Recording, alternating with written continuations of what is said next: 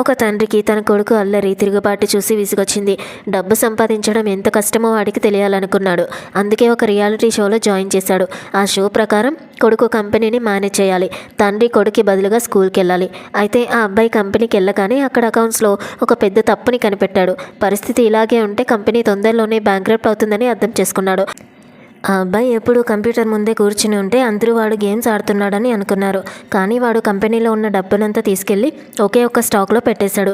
ఇది చూసి office staff అంతా షాక్ అయ్యారు. వీడికి పిచ్చి పట్టింది, కంపెనీని నాశనం చేస్తున్నాడని తిట్టుకున్నారు. వాడు అంతటితో ఆగకుండా దానికి 50 టైమ్స్ లెవరేజ్ కూడా యాడ్ చేశాడు. కంపెనీ భవిష్యత్తునంతా ఆ ఒక్క స్టాక్ మీదే పందెం కాశాడు. షేర్ హోల్డర్స్ అందరూ ఇక లాభం లేదనుకుని వేరే జాబ్స్ వెతుక్కోవడం కూడా స్టార్ట్ చేశారు. టీవీలో షో చూస్తున్న జనం కూడా వాడిని తిట్టడం స్టార్ట్ చేశారు. కానీ సరిగ్గా అప్పుడే ఒక బ్రేకింగ్ న్యూస్ వచ్చింది.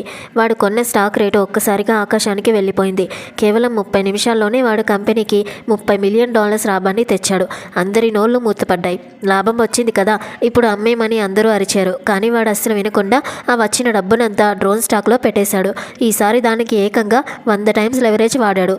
ఇది చూసి అందరికీ మైండ్ బ్లాక్ అయింది. స్కూల్లో ఉన్న తండ్రికి ఈ విషయం తెలిసి క్లాస్ ఎగ్గొట్టి మరీ కంపెనీకి ఎత్తుకుంటూ వచ్చాడు.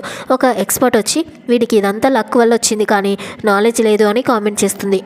అది విన్న అబ్బాయి ఆ ఎక్స్పర్ట్కి ఒక బెట్ కట్టాడు. నేను ఓడిపోతే నా షేర్లన్నీ నీకు ఇచ్చేస్తా, అదే నేను గెలిస్తే నువ్వు 10 ఏళ్ల పాటు మన ఆఫీస్ టాయిలెట్స్ కడగాలి అని అంటాడు.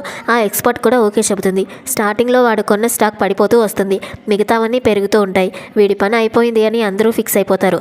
బోర్డు మెంబర్స్ కూడా ఆ స్టాక్ను అమ్మేయాలని డిసైడ్ అవుతారు. కానీ మళ్ళీ ఒక న్యూస్ సీన్ మొత్తాన్ని మార్చేస్తుంది.